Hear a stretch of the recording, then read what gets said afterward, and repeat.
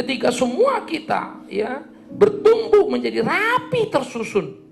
Paulus menggambarkan ini seperti sebuah susunan yang rapi lalu diikat oleh sebuah pelayanan bagian sesuai dengan kadar pekerjaan tiap-tiap anggota menerima pertumbuhannya dan membangun dirinya dalam kasih. Kalau saudara melihat orang angkat kayu ya, terus dimasukkan sini, terus ditimpa, di sebelah sini diganjel, akhirnya kayu itu saling mengikat, ngerti ya? Dibawa lari pun kuda itu gerubuk-gerubuk, nggak jatuh kayunya. Karena cara penyusunnya sudah rapi, jadi saling mengikat dia. Itu seperti anyaman. Satu tali kalau dianyam jadi tikar gitu kan ya. Kuat setengah mati, nggak bisa kamu tarik. Itulah gereja. Kita menganyam satu dengan lain. Tahu menempatkan diri. Kalau yang ini begini, saya sedikit begini. Yang ini begini, saya sedikit begini. Makin pengen jadi pendeta yang semestinya, makin berat perasaan saya. Karena terlalu banyak yang saya mesti bayar. Ya mesti tahan diri. Kadang-kadang udah gak kuat sebetulnya begitu. Tetapi mesti belajar, terus belajar. Baru saya makin bisa menikmati bagaimana sulitnya menuju kayu salib itu.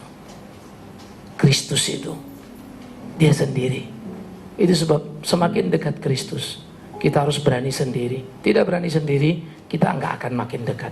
Oleh karena itu tantangan pelayanan pada masa kini di gereja. Saya akan seminarkan nanti sore satu bagian komponen di mana penyakit manusia makin menggila, manusia menjadi individualis, hedonis dan seterusnya. Jadi apa perangnya kita sekarang?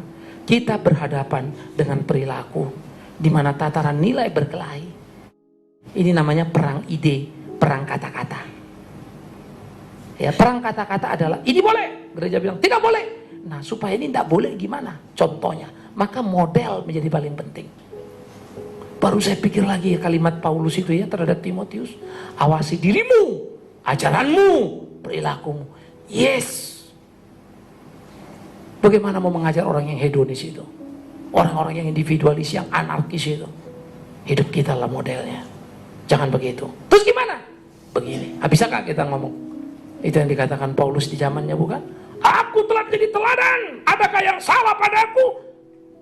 Saya selalu bilang, kalimat Paulus itu sangat heroik, tapi saya masih takut ngomong itu.